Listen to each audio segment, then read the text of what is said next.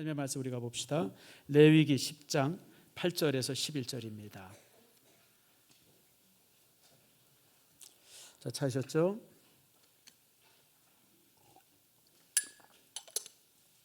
자, 우리 같이 함께 읽습니다. 시작. 여호와께서 오늘가 말씀하여 이르시되 너와 네 자손들이 회막에 들어갈 때에는 포도주나 독주를 마시지 말라. 그리하여 너희 죽음을 면하라. 이는 너희 대대로 지킬 영영한 규례라. 그리하여야 너희가 거룩하고 속된 것을 분별하며 부정하고 정한 것을 분별하고 또 나 여호와가 모세를 통하여 모든 규례를 이스라엘 자손에게 가르치리라. 아멘. 기도하겠습니다. 하나님 감사합니다. 지난 주간에 톤도 지역의 페스티벌에 함께했고 또 이제 그 사역지를 교회들을 돌봤습니다.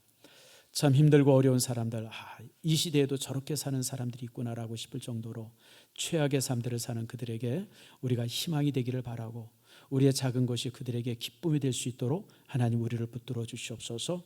우리가 그들을 돕기 위해서가 아니라 그들의 친구가 되기 위해서 그들과 함께하며 그들의 아픔에 동참하기 위해서 우리가 정말 함께할 수 있는 정말 거룩한 성도들 되게 해 주시옵소서. 오늘 시간 말씀을 나눕니다. 말씀이 우리 모두에게 너무 놀라운 은혜가 되게 하시고 말씀의 은혜 안에서 우리의 인생이 또한 새롭게 만들어져 갈 수 있도록 복을 내려 주시옵소서. 감사드리고 예수님의 이름으로 기도드립니다. 아멘. 자, 우리 옆 사람과 한번 인사합니다. 축복합니다. 사랑합니다. 여러분, 대한민국에 태어난 거 감사합니다. 여러분, 톤도에 태어났으면 지금 여러분 어쩔 뻔했어요. 저번에 어떤 책을 하나 보니까 그 책에 그런 말이에요. 사람은 태어나면서 그 사람의 삶의 80%가 결정이 된대. 태어나면서 50%는 어디에서 결정돼? 어느 나라에서 태어나느냐가 그 인생의 50%고 또 30%는 어느 집안에서 태어나느냐. 거기서 30. 그러니까 사람은 태어나는 순간 그 사람의 인생이 80%가 결정이 된답니다. 나머지 이제 20%는 뭐냐면 교육이라든지 또 뭐 여러 가지 환경들 그런 것들이 이제 나머지 20%가 되신다 그래요. 참 여러분들 하나님께서 우리를 이 땅에 태어나게 하신 것이 얼마나 감사해요. 만약에 하나님께서 여러분 에이 너는 키도 작고 까마니까 톤도에서 태어나라고 버렸으면 지금 여러분들 얼마나 비참하게 살겠어요. 그래서 참 그거 가서 보면서 참 하나님 앞에 감사한 게 참 많았어요. 환경을 깨고 나올 수 있는 사람들이 이렇게 많지 않습니다. 탁월한 사람들 외에는 다 그 환경 속에서 태어나고 그 환경 속에서 살다가 그 환경 속에서 죽게 된 것이 그게 인간이에요.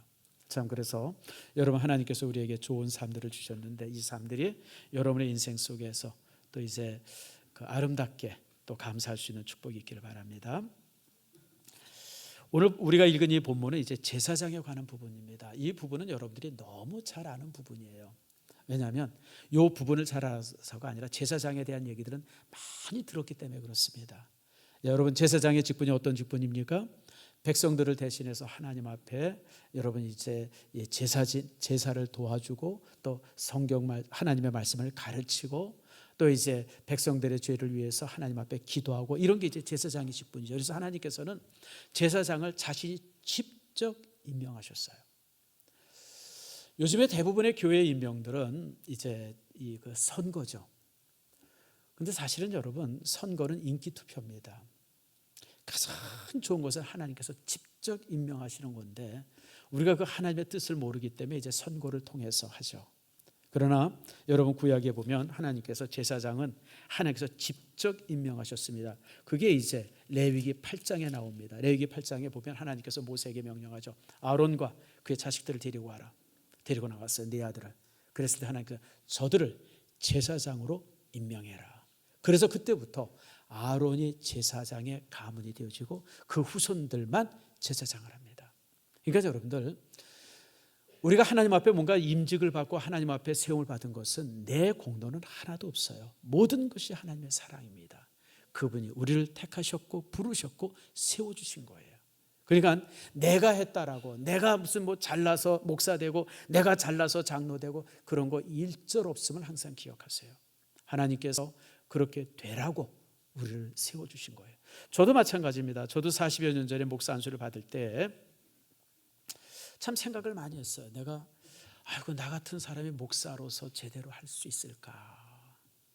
근데 그때 제 마음에 하나님께서 주신 음성이 뭐냐면, 네가 목사 될 자격이 있어서 준 것이 아니라 네가 앞으로 목사 되라고, 제대로 된 목사 되라고 내가 너를 임명하라고 하는 그런 말씀을 제게 주셨어요. 그래서 저는 40여 년이 지나면서 끊임없이 하나님 앞에 진짜 목사다운 삶 살기 위해서 열심히 애쓰고 노력하는 거 여러분도 잘 아십니다. 이처럼 하나님께서 직접 임명하셨어요.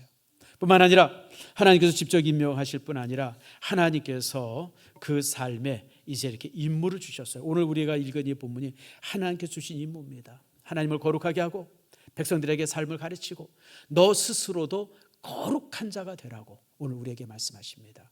오늘 본문의 말씀 보세요. 8절에 9절에 회막에 들어갈 때에는 포도주나 독주를 마시지 말라. 이게 왜 그래요? 너 스스로를 정결케 하려는 거예요. 그리고 이후에 보면 제사장 스스로가 자신을 정결케 하는 규례들이 굉장히 많습니다. 결혼도 마음대로 못해요. 제사장들을 가문은 결혼도 함부로 하지 못합니다. 본인도 흠 없어야 되지만 본인의 아내 된 사람도 흠이 없어야 된다고 해서 결혼의 문제, 그리고 또 이제 백성들의 여러 가지 문제들을 이제 이렇게 알려주죠. 그래서 제사장은 뭐 하는 사람이냐? 하나님의 거룩을 드러내는 사람이고 하나님께서 말씀하신 그 말씀들을 백성들에게 전하는 것, 그것이 바로 제사장의 임무다라고 하는 겁니다. 이 부분은 여러분들이 잘 아는 내용들이죠. 그래서 오늘 한 가지 사건이 생기는데, 이 그 나밧과 아비후가 죽음을 당하는 일이에요. 제사장이 죽음을 당합니다. 정말 사소한 일인 것 같은데 죽음을 살아요.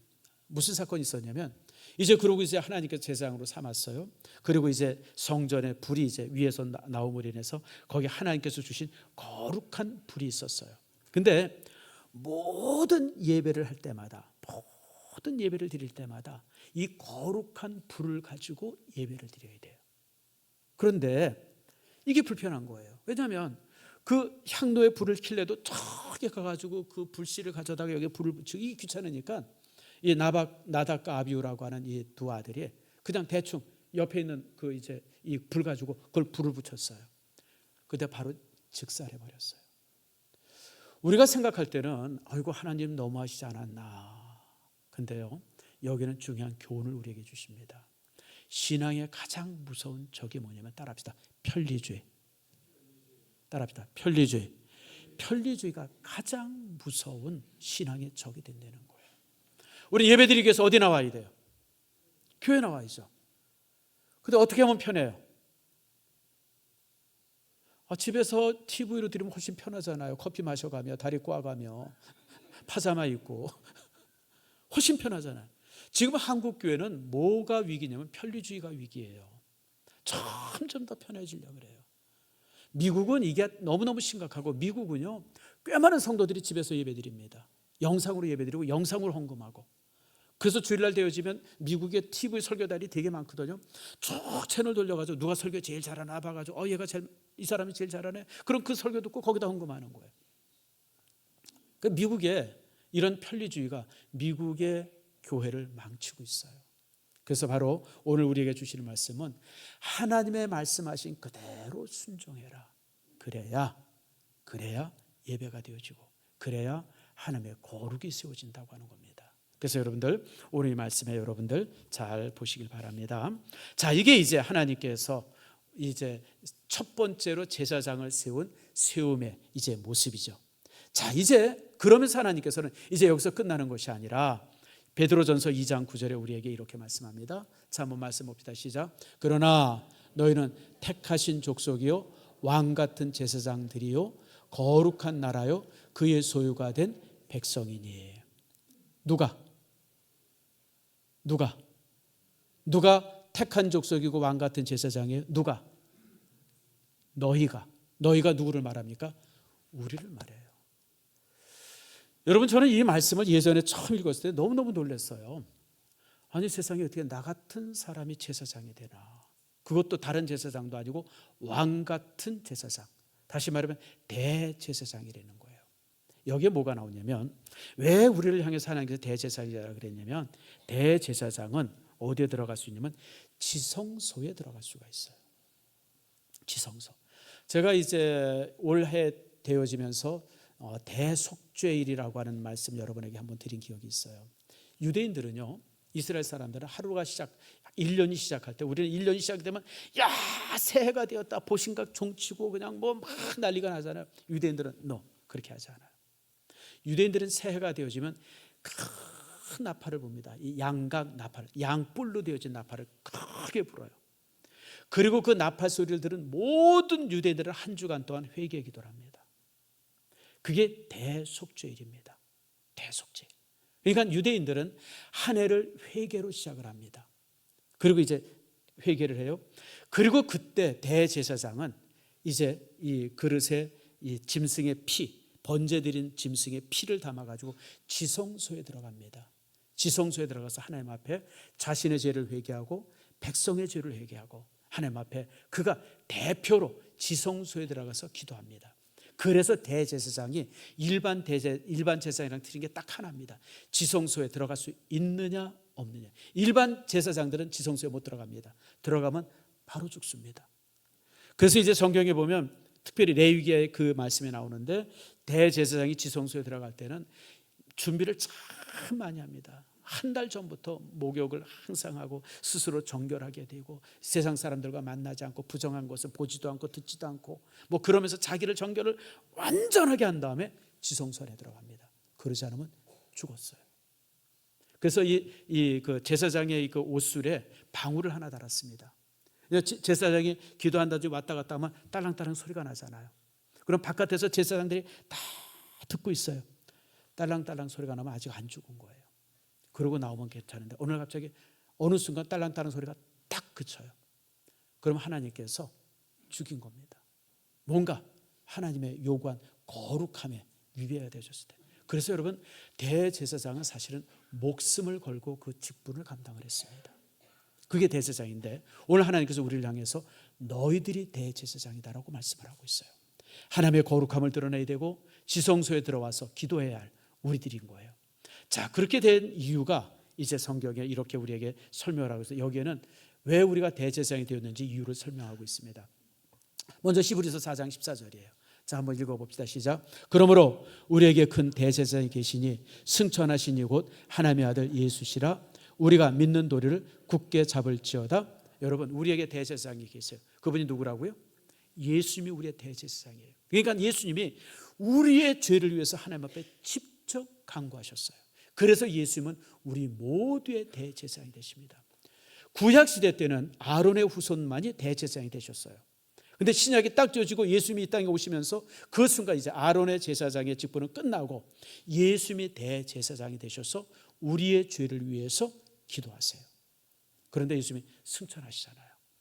예수님이 십자가에 달리시고 승천하시는 순간 놀라운 사건이 하나 일어납니다. 마가복음 15장 13절입니다. 같이 한번 읽읍시다. 시작. 이에 성소의 휘장이 위로부터 아래로 찢어져 둘이 되니라. 이게 무슨 뜻이냐면 성소와 지성소를 가로막는 휘장이 하나 있었어요. 커튼이죠. 두꺼운 커튼이 하나 있었습니다. 그 두꺼운 커튼 속이 어디냐면 이제 지성소고. 그러니까 평상시 이제 성도나 평상시 이제 제사장들은 성소 안에 지금 여러분이 앉아 있는 그 성소 안에는 마음껏 왔다 갔다 하고 거기서 이제 향도 피우고 기도하고 그랬어요. 근데 이 지성소는 누구만이 들어와요? 대제사장만이 1년에 몇 번? 한 번만이 들어와요.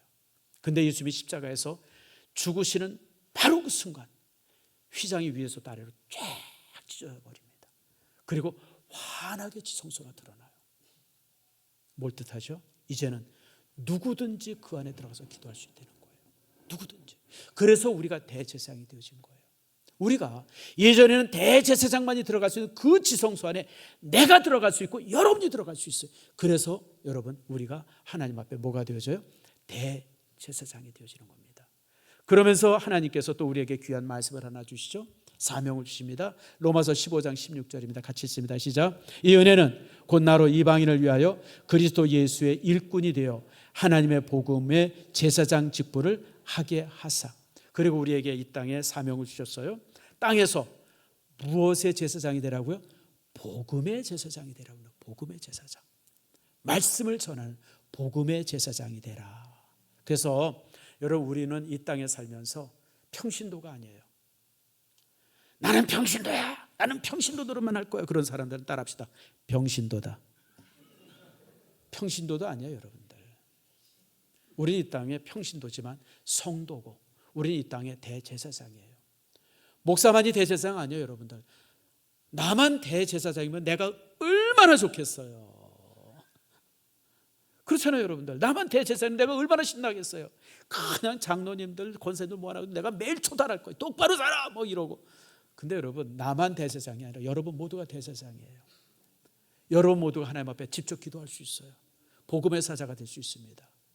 목사나 여러분이나 다 똑같아요, 여러분들. 하나님 앞에 맡긴 일이 다를 뿐이지 하나님 앞에는 신분이 똑같은 존재라고 하는 거 기억하세요. 그런데 이렇게 하나님께서 우리 모두를 제사장이 되게 하셨어요. 그래서 우리는 대제사장으로서 우리가 이 땅에 이제 살아간다라고 하는 겁니다. 그런데 더 놀라운 말씀이 하나가 있어요. 출애굽기 19장 6절 말씀입니다. 다 같이 한번 읽어보자. 시작. 너희가 내게 대하여 제사장 나라가 되며 거룩한 백성이 되리라. 너는 이 말을 이스라엘 자손에게 전할지니라. 자, 이 말씀을 좀 자세히 봅시다. 하나님의 아론의 후손을 가지고 제사장을 삼아 주셨어요. 근데 하나님께서 아론의 후손을 제사장으로 삼을 뿐 아니라 이스라엘 민족 모두를 모아놓고 이제 너희들이 제사장 나라다. 이스라엘 민족 전체가 온 인류 앞에서 제사장 나라가 되려는 거예요. 무슨 말인지 아시죠? 여러분, 구약시대 때는 하나님께서 이스라엘 민족을 제사장 나라가 되게 하셨어요. 그래서 그 민족을 통해서 하나님의 율법이 전해지고 그 민족을 통해서 예수 그리스도가 이 땅에 오셨어요. 그러니까 하나님께서 아브라함을 이제 믿음의 조상으로 삼고 아브라함을 축복하셨던 이유는 딴 게 아니에요. 너희들을 통해서 무엇이 나온다? 구원이 나온다고 하는 거예요. 복음이 나오고 말씀이 나오고 메시아가 나올 것이다. 그래서 그 민족을 택하셔서 예수님이 그 민족에서 메시아로 태어나신 겁니다. 자, 그리고 나서 하나님께서 이제 그 제사장 나라를 다른 곳으로 옮깁니다. 이제 유대인들이 그동안 그 일을 했는데 예수님이 오시고 나서 그 제사장 나라의 사명을 누구에게 옮기냐면 로마로 옮깁니다. 그래서 로마가 제사장 국가가 되어집니다. 몇 년 동안 1500년간. 그래서 로마를 통해서 온 세계 안에 복음이 전해집니다. 여러분, 유럽이라고 하는 나라가요, 지금부터 이제 한 1700년 전, 800년 전에 유럽은 완전히 그냥 암흑시기였었어요. 근데 로마의 그리스도인들이 온 유럽에 복음을 전합니다. 영국에 전하고 또 그들이 이제 스코틀랜드에 전하고 그들이 더 나가서 저 아일랜드에도 전하고 그다음에 이제 저 슬라브 민족들 소련 러시아에도 전하고 그래서 그 로마 시대 때 로마인들에 의해 가지고 전 유럽에 복음이 전달이 되죠. 그러니까 그 시대는 로마가 제사장적 국가를 했어요. 그리고 이제 동로마 제국이 무너지면서 유럽이 또 이제 제사장의 국가의 역할을 합니다. 그래서 유럽이 이제 물론 이제 여러 나라를 식민지로 삼지만 그 삼은 식민지 안에 수없이 많은 교회를 세우고, 그래서 여러분들 지금 아메리카 대륙 전체가 그리스도인 국가 아닙니까? 제가 얼마 전에 저번 주에 다녀온 필리핀도요, 거의 국민들의 한 90%가 크리스천입니다. 그게 다 그들에 의해서, 물론 식민지도 겸하고 뭐 그래서 그런 것도 있지만, 그러나 그 식민지를 삼으려고 막 군인들이 갔을 때 항상 성직자들이 따라가서 전도를 했습니다. 그래서 지금요, 그 수많은 곳에 이렇게 복음이 전달되어진 이유가 그들을 통해서 바로 이제 이렇게 이제 제사장 국가가 되게 하신 거예요. 그리고 20세기에 와서는 미국이 제사장의 국가가 되어집니다. 그래서 여러분들 우리나라에도 선교사가 제일 많이 왔는데 어디에서 많이 왔냐면 미국에서 제일 많이 왔습니다. 여러분, 아펜젤러 선교사, 언더우드 선교사, 헐버트 선교사, 한국 교회에 가장 큰 영향을 끼쳤던 선교사들이 대부분 미국 선교사들입니다. 우리나라에 온 미국 선교사들이 수천 명 왔고 그 수천 명이 대한민국을 이만큼 만든 겁니다. 팀 마샬이 쓴 지리의 힘이라고 하는 책이 있어요. 혹시 보신 분 한번 손 들어보세요. 이거 굉장히 유명한 책인데. 예, 감사해요. 제가 오늘 얘기해 드릴게요. 팀 마샬이 한 10여 년 전에 지리의 힘이라고 아주 굉장히 괜찮은 책을 한 권 썼어요. 그 책이 요즘에 다시 한번 인기를 끄는 이유가 지금 우크라이나 전쟁을 그대로 예언했기 때문에 그래요. 그 책에서 우크라이나와 러시아에 관한 얘기를 이렇게 쓰면서 뭐냐면 앞으로 러시아가 우크라이나를 침략해서 이제 침략할 것이다. 왜냐하면 침략할 수밖에 없는 지정학적 이유가 있다는 거예요. 그러면서 이제 그래서 그 책이 갑자기 그냥 막 인기가 확 올라가지고 사람들이 요즘에 또 다시 보는 책입니다. 1권, 2권, 2권으로 있는데 여러분들 시간이 있으면 요 봄철에 이번 설날에 뭐 할 일 없는 분들 꼭 도서실에 가가지고 아니면 책방 가서 요 책 구해서 한번 읽어보세요. 굉장히 아주 좋은 책입니다. 근데 그 책에 이제 미국에 대해서 쓰는데 아주 재미난 얘기를 했어요. 미국은 인류 역사상 최고의 복받은 땅이라는 거예요. 미국을 침략할 수 있는 나라가 미국 주변에 아무도 없다는 거예요. 그 다음에 미국이라는 대륙 자체가 너무 축복받은 땅이라는 거예요. 미국 땅 안에 없는 게 없대요. 거기 기름도 있고 구리도 있고 금도 있고 은도 있고 그냥 뭐 없는 게 없는. 그래서 미국은 너무너무 복받은 땅이라는 거예요. 그 여러분 생각해 보세요. 그럼 왜 미국을 저렇게 복받은 땅이 되게 하셨을까요? 그럼 남아메리카, 브라질 같은 데는 저주받은 땅입니까? 아르헨티나가 지금 뭐 디폴트가 돼가지고 지금 난리가 났는데 아르헨티나는 저주받은 땅이 아니에요, 여러분들. 아르헨티나도요, 미국이랑 거의 똑같을 정도로 복받은 땅입니다. 근데 지금 아르헨티나는 그냥 말도 못하게 가난하게 살아요. 이유가 있어요. 그는 미국 사람들 스스로가 제사장적 국가의 제사장적 민족의 사명을 그들이 가지고 있습니다. 미국은요, 전 세계의 분쟁이 나면 자기 일이라고 생각합니다. 그게 미국입니다. 과거에는 미국의 독트린이라 그래서 우리 일들은 우리만 하겠다 이렇게 이제 이런 독트린 정책을 썼는데 갑자기 미국이 그 독트린 정책을 깨고 전 세계 모든 일들을 자기 일처럼 여겨요. 어떤 사람들은 그런 미국에 대해서 굉장히 이제 경제적인 이유 때문에 그런다 뭐 그러고 그러는데 제가 볼 때 그렇지 않아요. 여러분 경제적인 이유 때문에 1년에 수천 명의 젊은이들이 외국 가서 죽게 하는 일을 허락할 수 있는 민족이 어디 있어요?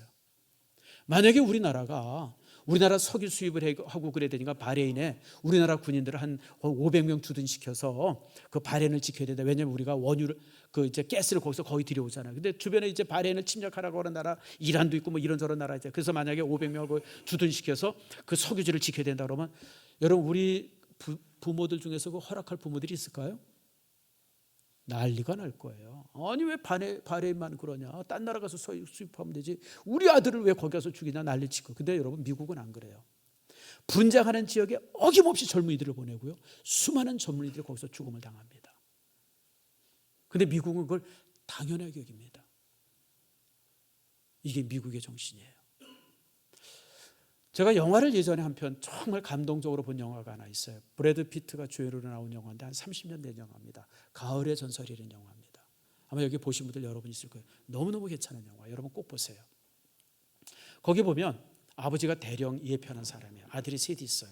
세 아들을 데리고 아버지가 같이 이제 저쪽 무슨 뭐 켄터키나 이런 데 어떤 이렇게 농촌에서 같이 양치면서 사는 그런 가정이에요. 근데 어느 날 아버지 셋과 또 며느라이 될 여자 하나 있고 그다음에 이제 아버지 그리고 이제 세 아들이 같이 식사를 하는데 막내 아들이 아버지에게 항의를 합니다. 아버지, 온 유럽이 불타고 있는데 우리가 여기서 밥 먹는 것이 옳습니까? 난 깜짝 놀랐어요. 아니 온 유럽이 불타는 거. 그 당시 1차 대전이 있었거든. 1차 대전이 돼서 유럽이 그냥 불바다가 된 거랑 지금 자기들이랑 뭔 상관이 있어요? 그놈들 잘 싸우네. 그러면 되는데 이 셋째 아들은 그게 아닌 거예요. 지금 유럽이 불타고 있는데 우리가 여기서 편안하게 먹고 자고 한다는 거 이건 죄입니다. 그래서 이 아들이 군대 자원 입대를 합니다. 그래가지고 이 아들이 유럽에 건너가서 전쟁터에 같이 가서 전쟁에 참여해요. 그럴 때 아버지가 이 아들을 사랑해가지고 둘째 아들을 같이 보내요. 야, 네가 네 동생 보호해줘라. 그러고 보내는데 전쟁터에서 이 막내가 죽죠. 그리고 이제 둘째 아들이 고향에 돌아오지만 동생을 지키지 못한 죄책감에 아버지 앞에 서지를 못하고 뭐 그런 게 이제 영화 스토리로 쭉 전개가 되어지는데 제가 가장 감동적인 게 그 아들의 그 아버지를 향한 항의예요. 아버지, 온 유럽이 불타는데 우리가 여기서 이렇게 편안히 먹고 자고 이게 말이 됩니까? 이건 잘못된 겁니다. 여러분, 저는 바로 이것이 미국을 만든 정신이라고 생각해요. 이것이 바로 제사장적 사명의 언어입니다. 여러분, 세계가 불타고 있어요. 온 세계가 지금 전쟁으로 인해서 막 불타고 있어요. 그리고 또 가난하게 사는 사람들은 말도 못하게 가난하게 살고 있어요. 이런 그들을 향해서 우리가 하나님, 그들을 도와주세요. 그들을 붙들어 주세요. 전쟁 그치게 하세요. 우리가 기도 때마다 그렇게 기도하고 그렇게 부르짖을 때 우리는 제사장의 민족이 되어지는 거예요. 아멘 하십니까? 여러분, 나만 잘 살고 잘 먹고 나만 그런 것이 아니라 하나님, 우리 민족이 온 세계에 평화를 전하고 우리 민족이 온 세계에 복음을 전하고 우리 민족이 저들이 당하는 그 아픔과 고통을 그 저들 속에서 벗어나게 할 수 있는 우리 민족 되게 해달라고, 그리고 내가 그 일을 위해서 헌신하겠다고 그러고, 그리고 선교제 나가고, 그리고 그 일에 함께 한다고 그러면 여러분, 그는 정말 아름다운 제사장적 사명을 가지고 있어요. 저는 우리나라 정부기관 중에서 제가 제일 좋아하는 기관이 딱 하나 있습니다. 나머지는 다 마음에 안 들어요. 딱 하나, 코이카가 제가 제일 좋아해요. 코이카는 뭐냐면 우리나라 젊은이들, 또 이제 나이 든 사람들, 이런 사람들을 저개발 국가들, 빈민 국가들, 이런 곳에 정부가 솔선해서 보내고 있는 거예요. 지금 많이 나가 있어요. 우리 교회 원희령 집사도 지금 이제 이 키르키스탄에서 지금 이제 그 코이카 사역을 함께 하고 있어요. 코이카 사역에서 이제 프로젝트를 따가지고 한 100억 정도 된다 그래요. 전체 총금액이. 그걸 가지고 이제 그 키르키스탄 그 우시라고 하는, 이슈라고 하는 지역에서 지금 사역을 지금 3년째 하고 있습니다. 얼마 전에 우리 임진혁 선교사도 코이카를 통해서 이제 그 시아노크빌에 가서 사역을 2년 동안 이제 같이 하고 있었죠. 지금 많은 청년들이 그리고 많은 사람들이 코이카를 통해서 온 세계를 섬기기 위해서 나가고 있어요. 이게 바로 제사장적 사명입니다. 미국이 이런 제사장적 사명을 가짐으로 인해서 하나님께서 그 땅을 축복하셔서 정말 이런 대단한 국가를 만들어 주셨는데, 저는 우리나라가 이만큼 성장한 것도 바로 그것 때문에 그렇다고 저는 믿습니다. 여러분, 지금 우리가 한류가 세계적인 풍조가 됐어요. 한류 드라마가 온 세계, 그냥 뭐 한국에서 만든 영화다 드라마다 그러면 온 세계인들이, 근데 여러분, 지금 또 한국의 음악이 또 세계에 얼마나 큰 영향이 되고 있습니까? 이번에 가서 보니까 K-팝 축제를 했는데 나는 하나도 모르는 노래예요. 근데 지금 그 필리핀 애들이 얼마나 잘 부르는지 몰라요. K-팝. 근데 요즘에 또 하나가 생겼어요. 한국의 음식이 세계적 음식이 됐어요. 옛날에는 김치 불고기가 한국 음식인 줄 알았는데 요즘에 더 많이 써요. 김밥, 또 뭐 생겼죠? 떡볶이. 지금 뉴욕에 가면요, 이 한국 음식이 뭐 최고의 음식이랍니다. 또 생겼어요. 뭐가 생겼는지 아세요? 약과. 나 어제 처음 영상으로 봤어요. 여러분, 우리 명절 때 먹는 약과 있잖아요. 빨간 거, 요만한 거. 그게 지금 세계적 음식이 됐대요. 그래가지고 뉴욕에서 약과 파는 가게가 그냥 뭐 난리래요 지금. 나도 좀 약과 한 짐 지고 어디 좀 갈까. 여러분, 외국 어디 여러분 가실 때 약과 좀 가져가세요. 세계 사람들이 그렇게. 그러니까 지금은 뭐냐면 한국에 옷 입는 거, 한국 사람이 좋아하는 음식들, 한국 사람들이, 여러분, 라면도 1년에 우리나라가 라면 얼마 파는지 아세요? 나 기절하는 줄 알았어요. 라면을 1년에 우리나라가 1조 원을 판답니다. 1,000원짜리를 1조 원 팔려면 몇 개 팔아야 돼요? 한 1,000만 개 팔아야 되나? 상상이 안 가죠, 여러분들. 신라면, 그런 라면들이 지금 1조 원을 수출한답니다. 김도 마찬가지고. 왜 하나님께서 우리나라를 이렇게 부흥시켜 주셔요? 딴 거 아니에요. 그 문화의 힘을 가지고, 그 경제적 힘을 가지고 뭐요? 제사장적 국가가 되려는 거예요. 그 사명을 감당하려는 겁니다. 우리가 그 사명을 감당하는 나라가 되어지면요, 하나님께서 이 나라를 더욱 번성해 줄 줄 믿습니다. 우리가 여러분 선교사 파송하고 톤도 지역뿐 아니라 여러 지역에 고원 세워주고 그러고 그러면요, 하나님께서 포항 앞바다에 석유 나오게 할 줄 믿습니다. 여러분, 나는 항상 그런 기대가 있어요. 하나님께서 우리 민족이 하나님 보시기에 마음에만 들면 남북 통일 금방 시켜주실 것이고 온 땅에 자원 가득하게 하실 것이고요. 더 놀라운 일들을 하나님께서, 지금 미국이 그렇잖아요. 미국이라는 나라가, 여러분 과거에는 사실 미국이 저렇게 좋은 땅 아니었었어요. 유럽에서 건너가는 사람들이 이 북아메리카는 가지 않았어요. 다 남아메리카로 갔어요. 왜냐하면 거기에 너무 많은 보물들이 있기 때문에. 볼리비아 같은 데는 산 하나가, 산 전체가, 산덩어리 하나가 은이랍니다. 은. 그러니까 그런데 북아메리카는 잘 안 갔어요. 왜 안 갔냐면 거기 쌓아나온 인디언들 있지, 광활한 그냥 뭐 이게 돈 될 게 없으니까 안 간 거예요. 여러분, 우리가 미국 사람들이 알래스카만 공짜로 샀다고 생각하는데 그 이전에 여러분들 프랑스로부터 미국 땅의 3분의 1을 삽니다. 지금 미국 땅에. 원래는 미국 사람들이 필요한 땅이 루이지애나라고 하는 도시 하나가 필요했었어요. 그래서 도시를 살려고 그랬더니 프랑스가 뭐라냐면, 야야, 도시만 사지 말고 우리가 가지고 있는 땅 저거 다 사. 그게 미국 중부에 있는 평야 지방이었었어요. 그 지역이 루이지애나 주인가 아마 그런 걸로 아는데, 그래서 그때 거의 헐값으로 평당 0.1원도 안 되는 돈으로 그 땅 전체를 다 산 거예요. 그러니까 프랑스는 그 당시 전쟁하고 있었기 때문에, 나폴레옹이 전쟁하고 있어서 돈이 많이 필요했거든요. 그러니까 야야, 이거 사가라. 그래서 그걸 사가지고요. 그게 미국 땅이에요. 그런데 지금 그 미국의 땅이 얼마나 대단한 땅이 됐어요. 미국 서부도 마찬가지예요. 그게 스페인이 가지고 있던 땅인데, 그 스페인이 조금 바보 같아가지고 그냥 뺏기고, 멕시코가 가지고 있던, 멕시코 지금 있는 그 멕시코 이 텍사스 이런 지역, 그냥 거의 그냥 공짜가 갔다 오시피 멕시코한테 뺏고 그랬던 땅인데, 지금 그게 보고가 됐어요. 보고가. 딴 게 아니에요. 국민들이 그런 사명을 가지고 있는 거예요. 세계의 아픔이 우리의 아픔이다. 우리도 동일해요. 많은 곳의 아픔을 우리의 아픔으로 느끼고요, 많은 곳의 가난을 우리의 가난으로 느끼고, 그리고 그들을 돕고 어떻게 하면 우리가 그들과 함께 할 것까, 우리가 이걸 고민하게 되어지면 우리 민족은 제사장의 국가가 되어집니다. 아멘 하십니까? 하나님께서 그 사명을 감당하도록 우리를 채워주십니다.